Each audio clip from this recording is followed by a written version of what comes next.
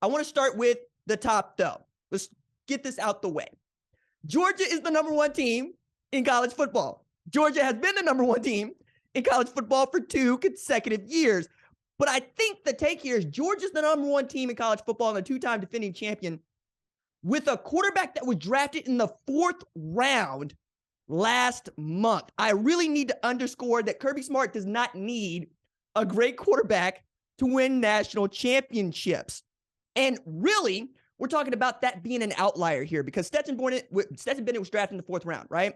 The last national champion to win with a quarterback that was selected in the 4th round or further back was Cardale Jones at Ohio State when they won the college football playoff national championship. And then you take a look at all the others. Alabama, Clemson, LSU had first-round quarterbacks when they won national championships. Now, we can argue about Jalen Hurts versus Tua Tagovailoa, but seeing as Tua Tagovailoa threw the game-winning touchdown pass to Devontae Smith to beat Georgia, I'm going to go ahead and say that's a first-round draft pick that they had win them the national championship. Of course, Joe Burrow was Joe Burrow, and Trevor Lawrence is Trevor Lawrence, to say nothing of what Deshaun Watson was able to do as well. I also think it's noteworthy that in the Georgia quarterback discourse, when we would expect to see one or even both of the quarterbacks that may lose the job come preseason, because we all believe it's Carson Beck going into the summer, did not enter into the transfer portal. That would mean 5-star quarterback Brock Vandagriff, a one-time commit to Lincoln Riley at Oklahoma, who ended up going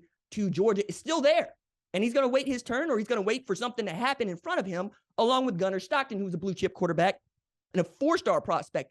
That's remarkable also because not only are you losing the starting quarterback on the last 2 national championship teams, it's also you've lost the offensive coordinator. Now, I know Georgia fans feel great about Mike Bobo, and you should, but a change at coordinator is still a change at coordinator.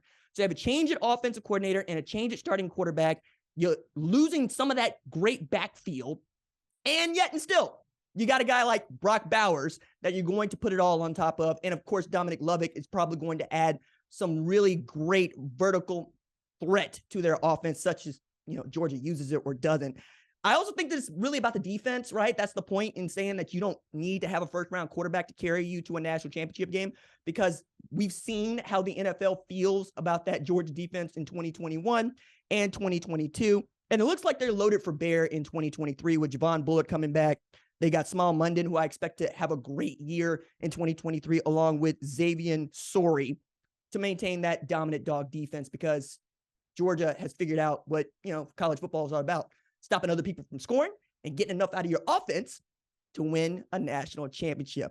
All right, number 2, we got Michigan. You see it there. Not going to spend a whole lot of time there except to say, hey, man, you got to get past that Oklahoma ceiling. It's not just getting to the college football playoff and win the Big Ten championship anymore. It's that you got to win the semifinal game. Texas Christian made a national championship game in the college football playoff before Michigan did, over Michigan's dead body.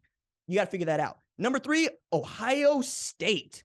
This is looking like the new normal, and uncomfortable and unsettling reality for the Buckeyes, looking up at Michigan. Also adding here, they're looking up at Michigan in the recruiting rankings for the 2024 cycle right now, as Michigan has the number 1 class in 2024. But the Buckeyes are dealing with some questions that they haven't had to deal with in quite some time. They have an open quarterback derby that Kyle McCord didn't show enough in the spring to go ahead and win. Devin Brown seems like he's going to have an opportunity to go win this in preseason camp. And the longer that this battle goes on, the more likely it is that Devin Brown could come in and take the job from Kyle McCord, as I see it, because Kyle McCord is the only guy on that depth chart who started a game for Ohio State. Remember, he played really well against Akron last year with C.J. Stroud sitting out that game. They've also had to change their offensive coordinator, and Kevin Wilson becomes the head coach at my alma mater, University of Tulsa, and Brian Hartline was elevated to passing game coordinator, offensive coordinator. We're still talking about whether or not Ryan Day is going to be calling plays in 2023. And I'll be interested to see how that goes. Not so much because I think it's going to change the way the offense runs, but it's more about how good is Ohio State going to be in November or December, because that was really the reason why Ryan Day was thinking about giving up the privileges, is to be more of a head coach and less of an offensive coordinator.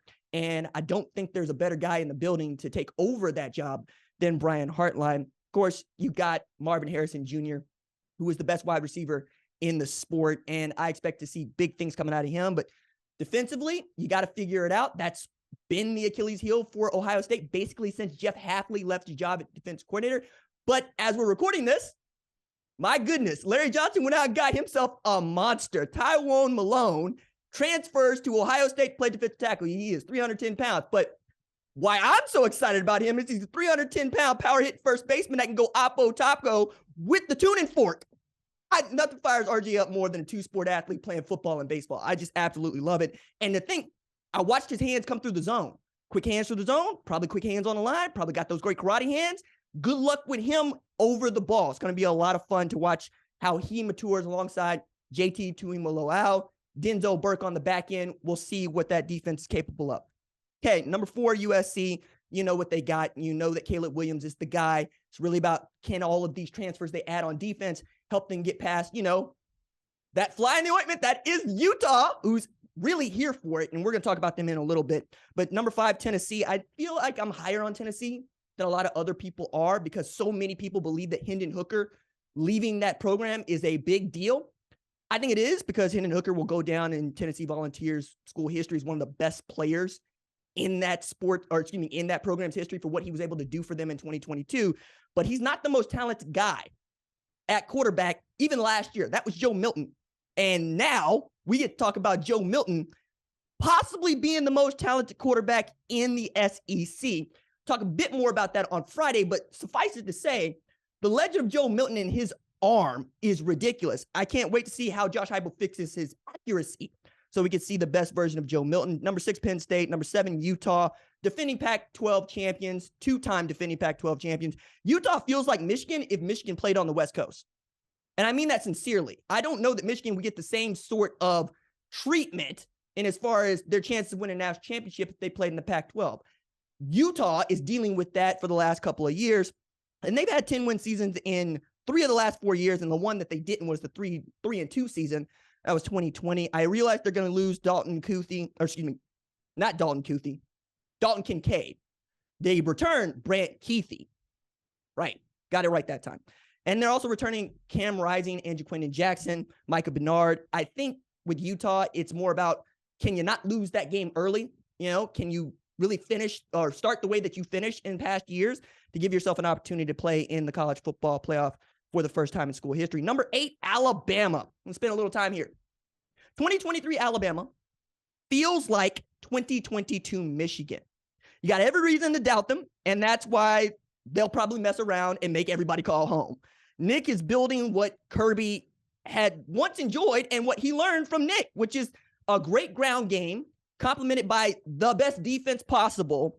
So it doesn't matter if your quarterback dominates the game. If you've been paying attention to how Nick Saban's offense has changed over the past 16 years, you'll see that the way that Georgia has built its last 2 national championship teams is how Nick Saban built basically Alabama from 2007 all the way through about 2013, when it was about the defense and running the ball. So you were much more playing bully ball and basically acting like a large man sitting on a small man's chest, just absolutely caving it in.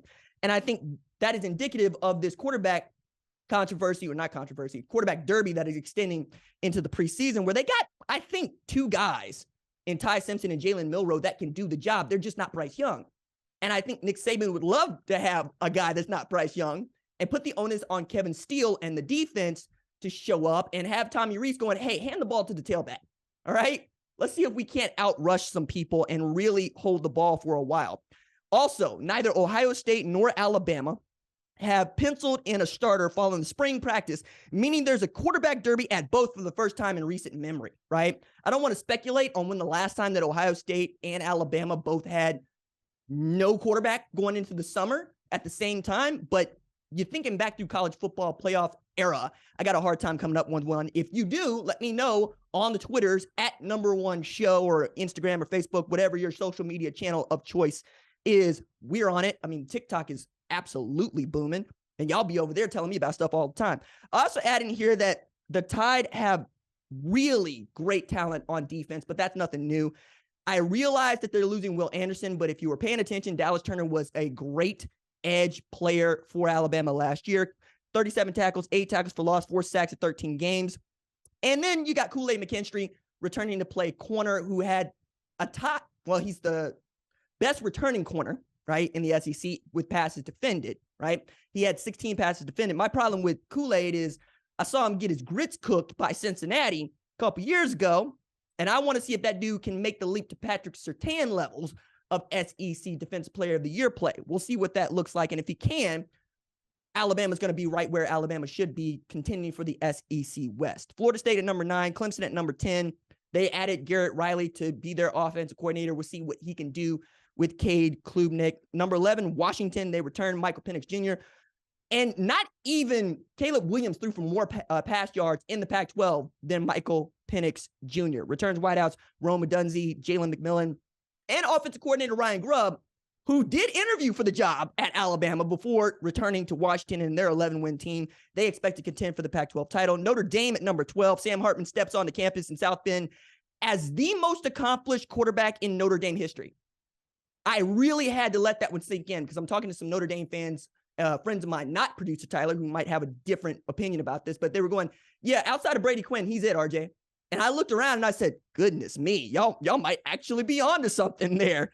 But you get it, right? 110 pass TDs for the record for pass TDs in the ACC, and sits inside the top 20 for pass TDs in a career heading into this season. And of course, they're not going to have Michael Mayer, returning, going to the NFL. Reese is at Alabama. Tyler Buckner's at Alabama. Lorenzo Styles at Ohio State. Logan Diggs is in the transfer portal, but I still think Marcus Freeman ought to feel good about the team that he's got coming back.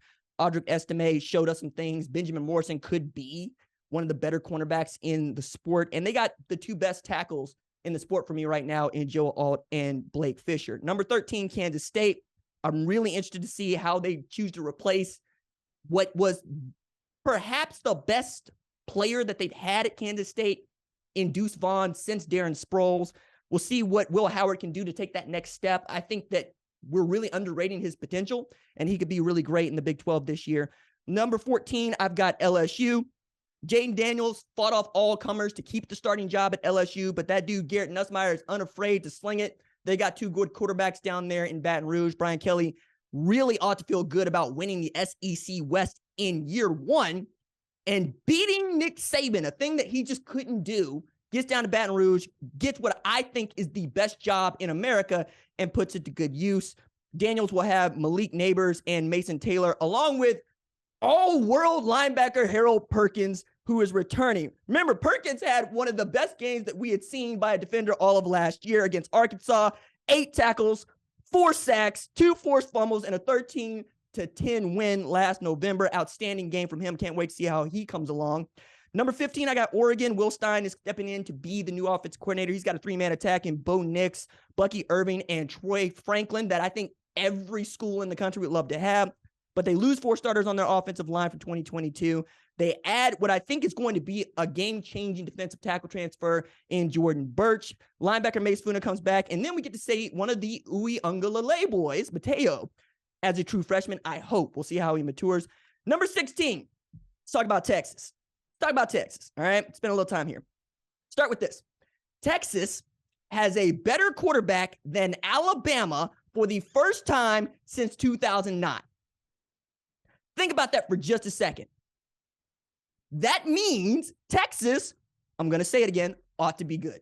They ought to be good. They also have an established starting quarterback that fend off Malik Murphy more than Arch Manning, but still in Quinn Ewers, you have one of the better quarterback and, quite frankly, prospects in the sport over the last 10 years.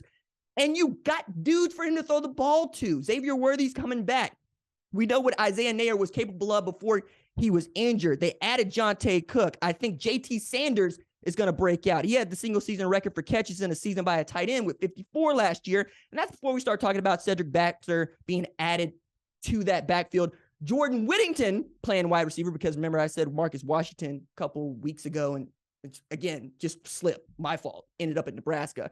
And then I know a lot of y'all are high on A.D. Mitchell, who's transferring in from Georgia. He looked great in the spring game, but again, I just want to see if it shows up. Remember, Sark added a bunch of SEC transfers that we thought were going to be difference makers and game changers, and those guys didn't really materialize. Guys like Ajay Hall and Jaleel Billingsley, still waiting on some others to show up. Kelvin Banks is going to do a lot for that offensive line coming back in this 2023 year after the great freshman year he had. And then Jalen Ford is going to lead a defense that ranked inside the top 20 in yard per play allowed. I'm really excited to see what those guys can do, and Texas ought to have a great season this year. That's why I moved them up in this post-spring top 25 as opposed to my pre-spring top 25, they look like a much more cohesive team than some others, right? I'm inclined to believe that Texas is going to show up and give everybody the what for, and for good reason, right? I think it was Coach Meyer, Urban Meyer, had gone on and said, roster for roster, man for man, it's hard to believe that Texas does not have the best roster in college football. And I'm thinking that's been true for the better part of, 5 years. It's, can you turn that group of elite talent into the kind that can win conference championships and play for a national championship? Remember, Texas Christian got to a college football playoff, got to a national title appearance in the playoff era before the Longhorns did. I'm going to use that one everywhere I go because it's just going to get under the skin. So many Longhorns fans, and there's not a whole hell of a lot more I like more than pissing off Texas Longhorn fans. Number 17, I got UCLA. 5-star quarterback Dante Moore did not do enough to beat out Ethan Garbers for the job, but, he's got time. And they added what I think is a pretty great running back to help them replace the production that Zach Charbonnet gave them in Carson Steele out of Ball State, which ain't one, but that don't matter because he rushed for 1,500 yards, 14 TDs on 289 rushes. And that man owns a pet crocodile. Yeah. Carson Steele owns Crocky J. I'm sure that there's a story there, but when you hear my man talk, he seems like exactly the kind of dude that would have a pet crocodile, and that's no shade. That's just cool. They've also got what I think is an outstanding jump-off point for what is going to be their last year in the Pac-12, where nobody expects them to win a Pac-12 championship, but we expect them to be good. So if they go win 10 games and end up in the Pac-12 championship game, everybody's going to think really well of Chip Kelly and UCLA going into their first year in the Big Ten in 2024. Number 18, I got Texas Christian. I don't think any program has seen more change this offseason than the TCU Horned Frogs. Again, they go from 5-7 to playing a national title game with a Heisman finalist, but the Heisman finalist wasn't even the best quarterback on campus. They get Kendall Briles to take over for what Garrett Riley was doing. They add some Alabama transfers and JoJo Earl, Tommy Brockermeyer, Trey Sanders. Chandler Morris is the guy going into 2023. I'm excited about him. I just don't see a return to the national championship game, which is a weird thing to say, but it feels very true. Number 19, we got Wisconsin. Southern Methodist transfer Tanner Mordecai threw 4 interceptions in the spring game. I don't really care. A, it's practice. B, you saw what Drake May was able to do with Phil Longo as his offense coordinator, and it was not too shabby. It's 4,000 yards passing. It's over 600 yards rushing. It's over 40 touchdowns. Tanner Mordecai is capable of the same thing at Wisconsin. It's, can they get this all going in year one under Luke Fickell? I think they got the tools to be really great. Number 20, we got Oregon State. DJ Uiagalelei chooses to transfer from Clemson to Oregon State and immediately becomes the most talented quarterback in Oregon State football history. And he might not win the job. I think he will, but he might not. That's how people feel about Aiden Childs right now. And it's really difficult to leave out that Ben Goldbrinson also went 7-1 last year when he got to start in their 10-win campaign, their first since 2006. To put that in perspective, I'm a 35-year-old man. Last time that Oregon State had won 10 games, I was in high school, graduating high school. All right. They also got Damian Martinez coming back. I think he'll push for 1,000 yard rushing, kind of like Roman Himby at Maryland. I'm kind of sore because he went for 982. I think Roman Himby went for 989. I'm like, y'all can't find my man a couple first downs to get him to that 1,000 yard mark. But Damian Martinez is an outstanding player. Number 21, we got South Carolina. They beat Clemson in an upset. They beat Tennessee in an upset. They land a 5-star in edge, Nick Harbor, who we think the world of. Shane Beamer ought to feel really great about where his Gamecocks stand. The problem is you play in the SEC East, which sucks for you because that's Georgia and Florida and Tennessee that you got to get past. I still think they're good. Spencer Rattler showed what he's capable of in 2022. I expect him to have a great 2023. It's about, can the defense stop people? They gave up 29 a game. Again, Tennessee, Georgia, Florida. It's tough. It's tough, but you got to stop people. Number 22, let's talk about Colorado. I realize that not a whole lot of people have Colorado in their top 25, but I'm at least consistent on this front. People ask me often, what makes college football go, right? What are we looking at now in this really tumultuous time? Because we've seen more change in the last 5 years in the sport than I believe we had seen in the 50 years prior, okay? And the one constant has always been the coaches are the stars of our sport. We talk about Nick Saban. Nick Saban's in his 70s, right? We talk about Bobby Bowden when he was still coaching, right? Long time. Lou Holtz, long time. Now we're talking about Deion Sanders. Why? Because he is that magnetic and he is that popular. And it's that magnetism that allowed him to swipe the number one recruit in the country in the 22 class to head to Jackson State, an HBCU and FCS program. And not only did he get that player, it's paid off. They win football games, okay? They got back-to-back 12-win seasons, 23-3 over the last 2 years, 2 trips to the Black College Football National Championship, and 2 SWAC championships.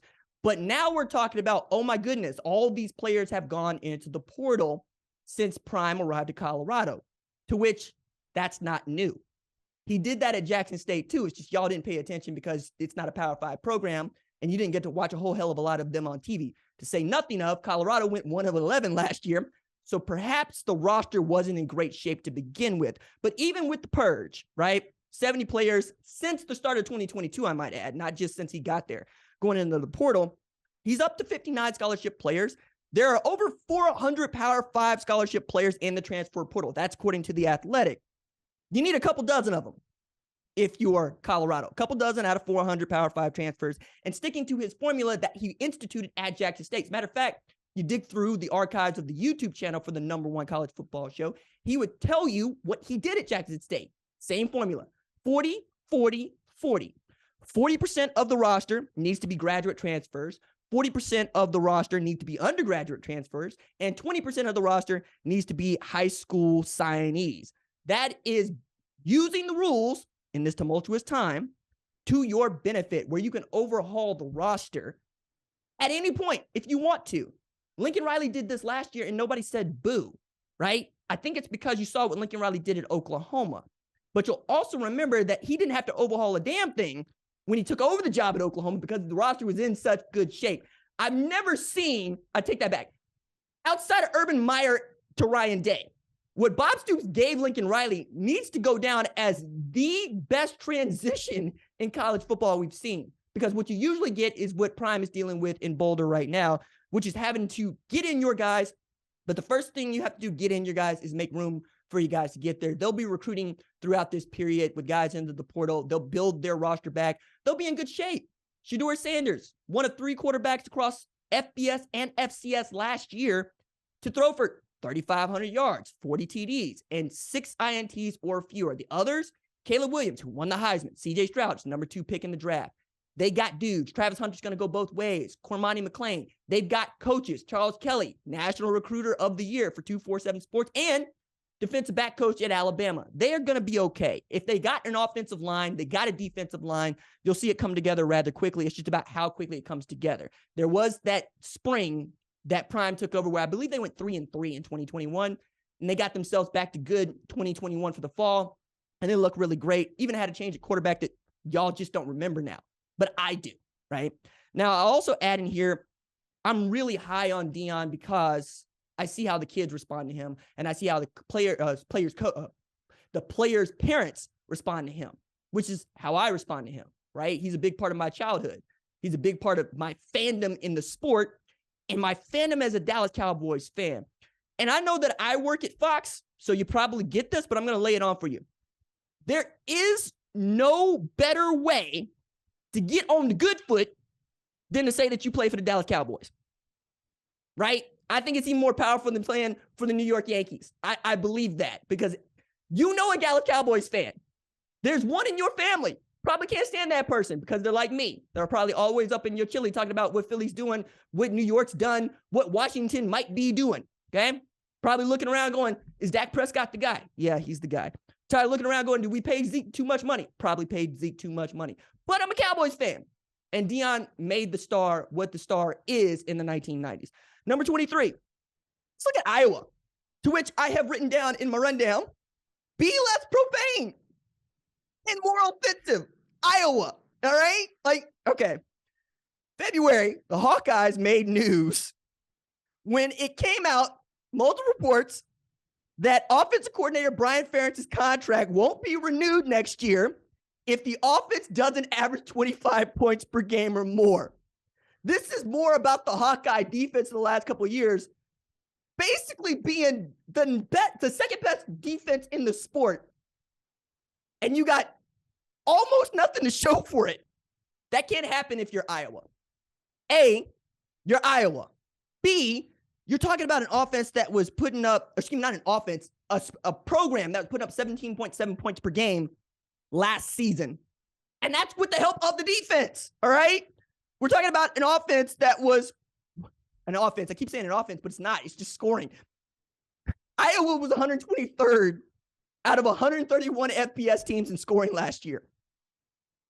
The last time that Iowa averaged 25 points per game, in 10 games or more, I should say, was 2019 when they averaged 25.8. They've got a Big Ten vet, a Big Ten champ, a college football playoff vet in Cade McNamara to run the offense. He's going to need help from what I think is the star in the making in running back Caleb Johnson. Eric All, also a transfer from Michigan at tight end, has an opportunity to be great for them. They also are going to get help on the defense once again because, look, two things. Cooper DeJean is a lot of fun, all right? And I'm going to be the first to tell you that Iowa put the first white cornerback into the NFL draft since Troy Apke this year in Riley Moss. I can't wait to see whether or not they leave that man at corner at Denver, but I want it to happen. Second part of that is Cooper DeJean was a better prospect at defensive back than Riley Moss, and he's still there. It's a dude that can absolutely levitate, elevate, and throw it down with sewer service. If you watch his high school basketball highlight film, you know what I'm talking about. And now that we've got done talking about Luke Van Ness, who I don't think that NFL fans had even heard of before the draft, I'm going to remind you, I was talking about this time last year. Aaron Graves is at Iowa. He is a diamond in the rough on this here program. When you see Aaron Graves on the defensive line as a redshirt freshman destroying people, remember somebody told you to watch Aaron Graves on Phil Parker's defense at Iowa. And it was me. Okay? That's all I'm asking. This is why we have Iowa ranked at number 23. Number 24, we got Oklahoma. The take here is the defense needs to play like it's, actually the school that invented the Okie drill. Hello? Giving up 30 points per game. Ain't it? That ain't going to get it done. That ain't going to get it done. Giving up 186 on the ground a game. That ain't going to get it done. That's not going to get it done. 106 in rush defense behind Ball State, which I will remind you once again, ain't one. That ain't going to get it done. That's not going to get it done. Okay? After the program's first losing season in nearly 25 years, Brent Venables is once again looking to the portal and a top 5 recruiting class to flip this thing around in a hurry. And he did work, right, on the defense. Rondell Bothroyd comes from Wake Forest. Desan McCullough comes from Indiana. Jacob Lacey comes from Notre Dame. My goodness, Andrew Anthony comes from Michigan on the offensive side. Dylan Gabriel comes back for another year. Jackson Arnold looks like a dude that's going to be ready for SEC play in a couple of years. But it's really, I'm not sure about the offensive line. That's why they moved down just a little bit in the rankings, because I was at that spring game and I didn't feel great about it. Now, on the one hand, you could say, RJ, that's because the front seven, in particular defensive line, got that much better through the portal in the spring. I want to believe you. But I know what Bill Beatonbow is capable of, because Anton Harrison got drafted in the first round in April, because Wanya Morris is that good, because Chris Murray was that good. You're having to replace all of this on the offensive line, okay? I don't like watching an offensive line not get pushed against a defense that was giving up 30 a game and 186 on the ground last year. I get it, but they'll have an opportunity to show what they're made of come September. But for right now, 24, 25, Kansas. Carry on, my wayward son. The Jayhawks rocked, chalked, first top 25 ranking since 2009 in the Associated Press poll. They returned Jalen Daniels. Running back Devin Neal might be their best player, guys. Their best player is running back Devin Neal. Okay? Jalen's great. Devin Neal makes them go. Lance Leipold doing what he has been doing for his entire career. Going to a program, flipping it into a winner. Okay? I have them there because now they're not sneaking up on anybody. They went bowling, went 6-6. Now they're going to go hunting for bear. If you're looking at Texas Christian and you're Kansas, you're asking, why the hell not us?